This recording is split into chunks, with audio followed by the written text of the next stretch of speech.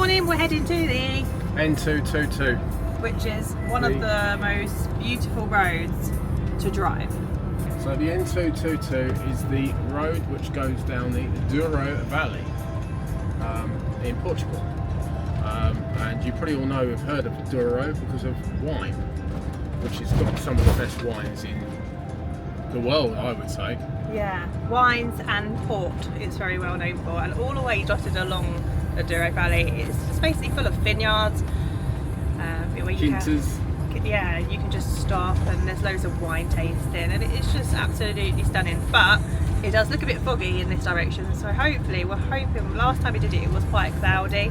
It was still really pretty though, so we're hoping, I don't know how much of the N222 we're going to do. We have pinpointed a stop for our first stop, but it only has a couple of spaces, so who knows what will happen, but we'll go and give that a go first, see what happens. But in the meantime, let's get to the N222 and we'll show you a bit of that when we get there.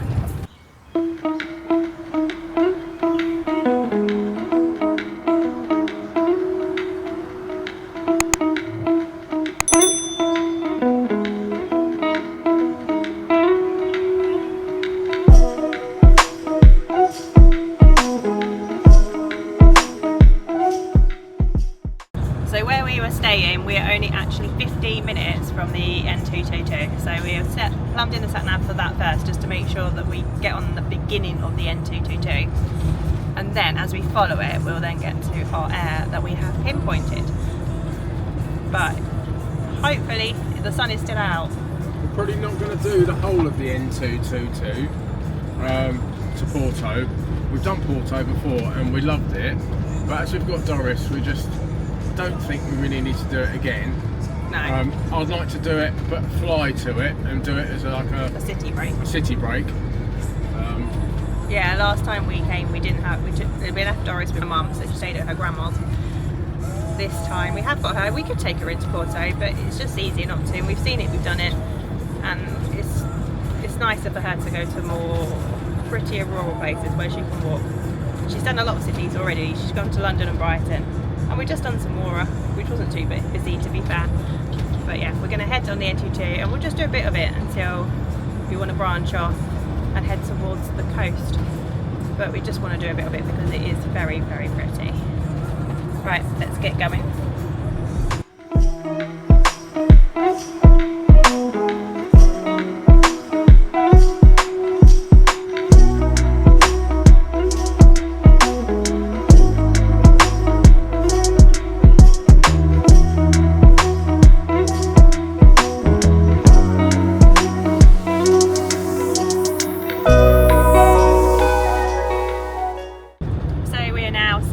From the beginning of the N222 and it is thick, well not thick, but it has become extremely misty and foggy.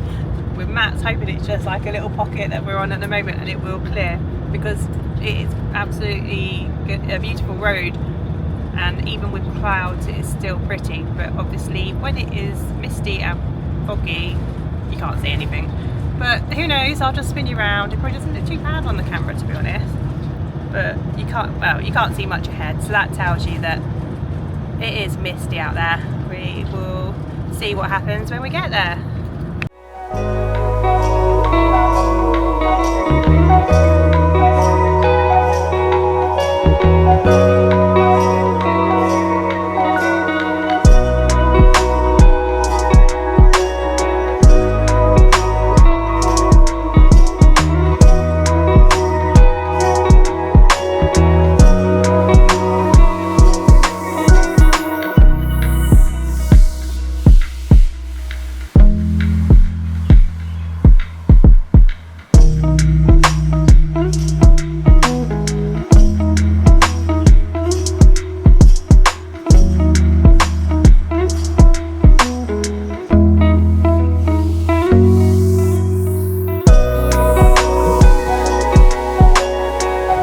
Extremely high and we can keep getting glimpses of the river Douro below us, but it is so foggy. There you go. There you go, we can maybe see that just in the distance over there through that fog, and we keep going through patches of fog, but that is still what we can see is still really pretty. It's just a shame we keep going in clouds. So the cloud seems to be above us now, so we're... Yeah, dipped down a little bit, I think, haven't we? Oh yeah, the clouds up high. So yeah, the top of the roads, we are in the clouds, and we're now just dipping down. We do go up quite high on these roads, don't we? Yeah.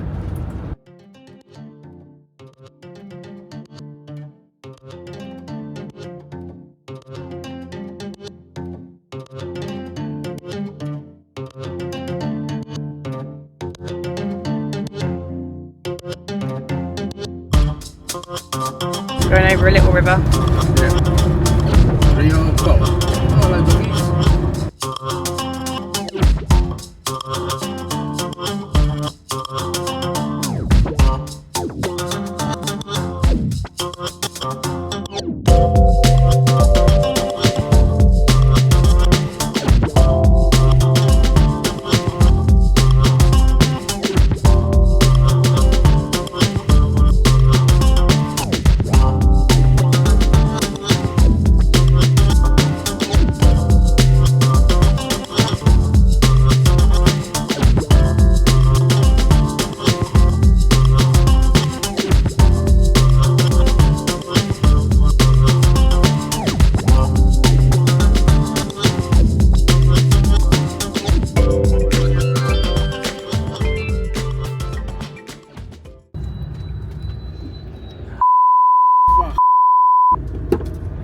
Third lorry that's almost taken us out on this tiny stretch.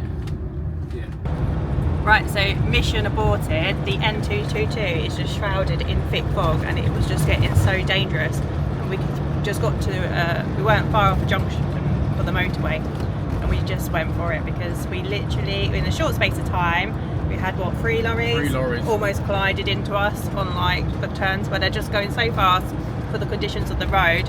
And on our side of the road, they're not expecting anything. If we weren't going cautiously, that would have been 3 collisions potentially in a short space of time. So it's just not worth the risk. It's too foggy. So we have aborted the N222. Didn't do long on that, maybe 30 minutes, but hey ho, we maybe will do it another time. So we are now on a motorway. Heading south. We're heading south. We've just pinpointed a different aire. This one's got 4 spaces. And we'll see what happens, but we just need to get away from that fog and that mountain type road because it's just too dangerous. As you all know, we had a crash in Spain as well, so our nerves are a bit shot anyway, but the 3 lorries have just come shooting towards us. I'll see if I can get it on the dash cam, but it's pretty scary and it's just not worth the risk. So we're now heading south, trying to get away from this fog. We don't get away from the fog, it doesn't matter because we're now on main roads, and we'll just see where we end up, and we'll catch you in a bit.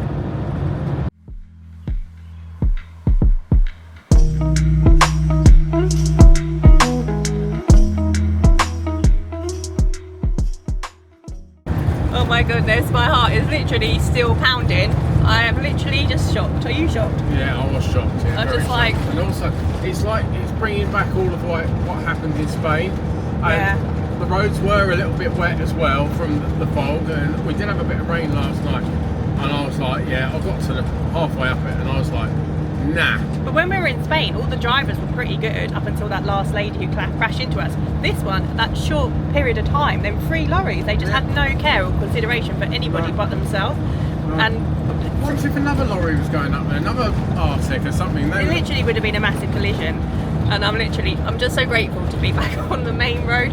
And then as we're then going along the main road, there's a little side road alongside this motorway, and there's so many wild dogs, and you forget about this. So there's so many wild dogs. There's not as many as there was in Portugal. And most of them are owned. Morocco. There's not as many as there is in Morocco, but a lot of them have got like homes, but some of them haven't. No. But basically what happens is they have homes and they just get thrown out for their own walks, and they fend for themselves in the day. A bit like a cat really.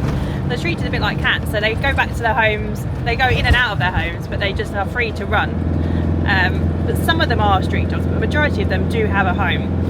But we just saw this massive Alsatian just running on its own along the road, and oh, my heart just goes. And then when we went over the bridge back on the N222, there was 3 of them, 2 on one side and 1 on the other, just bounding along on their own, and I'm And like barking at us. yeah, and they were barking like at the motorhome. I thought they're a bit aggressive, and it is a bit worrying sometimes, but we have to try and put our brave hats on. I was really looking forward to going through the Douro and showing you some footage and getting some drone footage and things like that, and also getting some wine. But the weather's, it's so misty. Like, we left our last air and literally 15 minutes up the road, and it's shrouded in this cloudy fog. Well, it's coming back in now. It's coming back in now. So it's not worth the risk of us going up there. You're not going to see anything apart from images of thick fog. So We've seen it before. We've done it before, and I'm sure someone else will film it for you another time. Maybe we will come back one day. Who knows? In a smaller maybe motorhome. in a smaller motorhome or in a car. But maybe that's what we need to do, is go to somewhere on the main road, go to Porto, hire a car and do it there. Or do it on a river cruise. That always looks quite cool. Yeah. And when we went before, you see the river cruises going up and down, and I think that's quite a cool way to see the Douro, I reckon. So I reckon maybe that's something we should look at in the future. Maybe fly out to Porto. That's what we need to do. Fly out to Porto and do a river cruise along. The thing is, the only problem with that is you can't bring the wine back, but we just have to drink it just to make up for it. As long as we drink enough wine, we'll feel we've got the best out of our tour. But sorry guys, we didn't get to show you the N222. We're on this main road and it's actually starting to get really quite cloudy again, but at least we're not... I might actually put my fog light on for the first time ever on this motorhome. Do you know? Yeah. So yeah, we're just going to keep going, pressing on. We're about 53 minutes to this air, and we'll see what happens when we get there. And just like that, we have escaped the fog. Look at that, we can actually see blue skies and the sun is back out. Although it's not the most beautiful road in the world, or one of the most beautiful roads in the world, it sure is much more prettier, as it has blue sky and sun, and it's much safer than being shrouded in fog. So, quite happy with that. Yeah.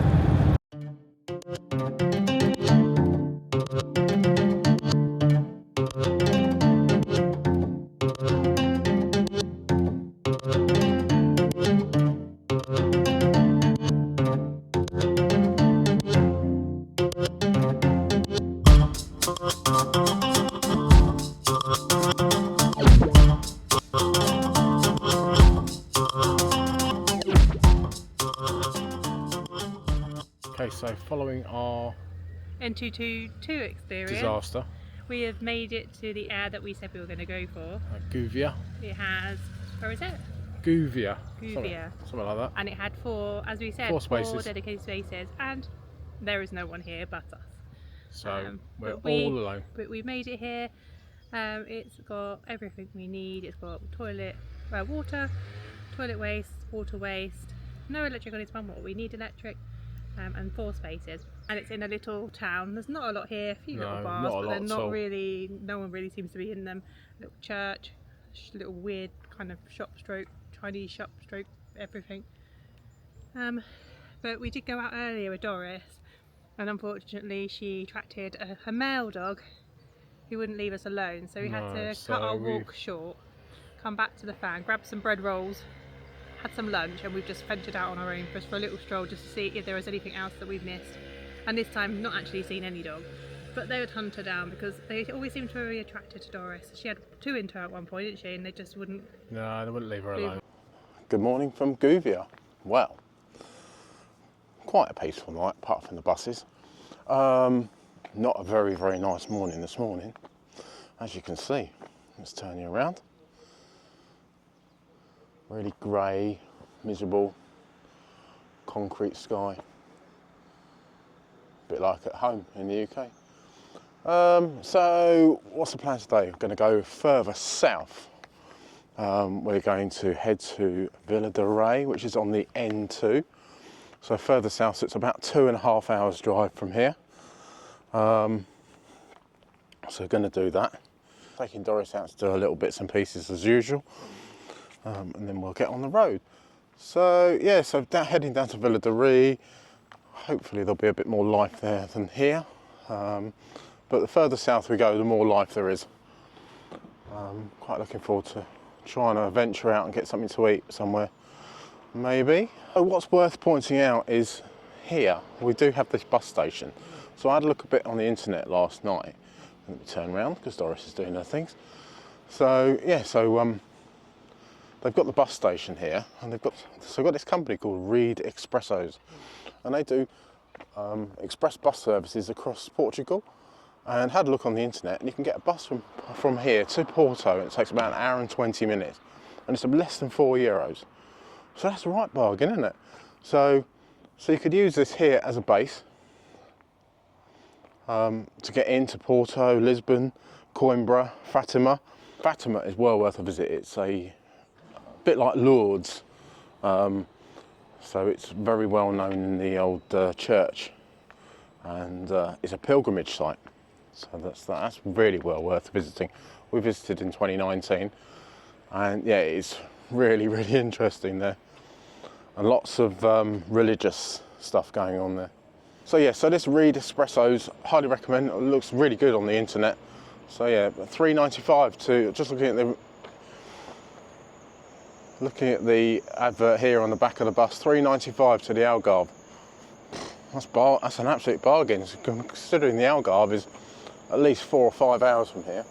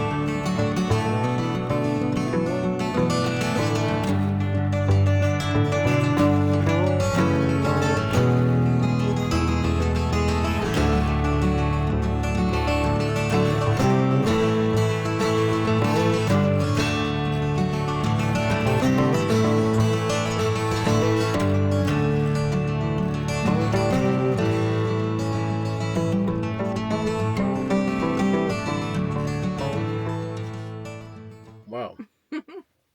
We are in Vila de Rei. Is that right? Vila de Rei. Vila de Rei, something like that. in Portugal. So it's in amongst the Serra da Estrela mountain range. Didn't think it was going to be in the mountains, but there we go. And it's a bit chilly up here, isn't it? It's a bit chilly up Matt there. opened the door when we got here, and I was like, "Ooh, get the door shut." But forecast is alright for the next couple of days. But we are going to move on tomorrow, further down south. I really want to get down south now, or towards a beach sort of thing. So I don't think we want to go to the beach. Just want to get somewhere warmer. Somewhere warmer, and I do want to get towards a beach. Yeah. We'll get to a beach then. Yeah. So we left somewhere today. Where did we leave? Gouveia. We've driven down from Gouveia, and we came. Well, the sat nav gave us various roads to go down, and in the end, I didn't actually realise, but we went around like a toll road, didn't we? We did some of the tolls. Doris has come to say hello. But as we came off the tolls, what happened? When we came off that tolls, when we came off the toll, we then had to do that little road, and it was a bit of a mountain road. Doris, you're being a right and it was really narrow, wasn't it? It was really narrow. It was really narrow. But luckily it was only about 7 kilometres, I think. Sorry, Doris obviously wants to be in the video, so which is fine if she contributes. So yeah, so that was a bit scary, and then we panicked a bit, hoping it wasn't going to be like that for the rest of the way. But then the rest of the roads were quite windy, but had much more room on, I would guess. Yeah. So we made it here. And Matt was a bit worried it might be busy. Well, it's not. How many of us are there? Just us. I think because this place has got free electric, whenever you see anywhere with free electric, you automatically think, well, that's going to be busy. And full of French, because the French love free electric. They love free electric. But we pitched away from the electric pitches because it's more slopey down there. So I think we've probably been all right down there, but right here, aren't we? So yeah, we kind of tucked ourselves in the corner a bit. It's more, well, we say it's more level, but it's actually pretty wonky here, but it felt more level yeah, before we hit that leveling button, whereas over there it really felt quite unlevel. So we're the only ones here. Whether anyone else will join us later, who knows. We're going to go for a little wander around. Is it a town or a village? I think it's a town. Town stroke village. It doesn't look that big on the map, but maybe it's big enough to be a town. I don't know if there's going to be a lot here. Who knows? We'll show you a little bit of what we see. But I'll tell you what we do have on our pitch. We have an orange tree. So if we run out of fruit, we just open up our window or door and we just reach out and we've got as many oranges as we could ever wish for. Yeah. But yeah, I think that's about it from us today. We're just going to go for a wander, chill out. Go for a wander, chill out, cook some dinner. Don't know what we're going to have for dinner. Might go out. Might go out. Doris has been rolling in something. Lovely. And we will continue our journey south. We've actually reached the N2, which is the road which goes through the whole length of Portugal. So we're going to pick up the N2 and follow that for a little bit. And then hopefully see where it takes us. Yeah. But yeah, so that's it for us for now. We will catch you later. Adios. Hoorah. See you later. Bye bye.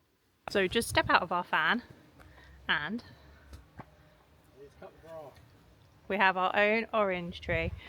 Matt's worried more about the length of the grass, but look, it is a little path full of little orange trees. I don't know if they're very nice oranges.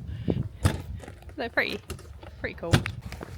So we've just had a wander around and there is nothing here apart from 2 tiny supermarkets and a couple of bars, and everything is just really shut and really run down. So yeah, not a lot to see really. Spin you around. Just found this cute little church that's quite cute, but it's a shame because it just feels a bit neglected. The bit we're parked in though is really nice. I found a nice looking restaurant, a pizza restaurant. Yeah, there was a pizza restaurant just around the corner. That did look good. Opens at 7, I think. Looked nice in there. And this bit we're parked in is really weird. It's got like a stage down the end, so maybe they're getting ready for something to do with Christmas or some kind of party, fiesta. But I think we've just come through this little tunnel. You can just see where we're parked. Doris is going down the steps. That's where we are, just over there. Got the 3 electrics over there. The 3 electrics are over there. And it's quite chilly, so we thought we might as well go and use the 3 electric. Yeah, so we're going to definitely need the heating on later. So wind started to pick up a bit, not too much. So I think we're going to go and try and move the, like Matt said, over to the 3 electric section. See if we can get level, plug ourselves in and settle on down for the night.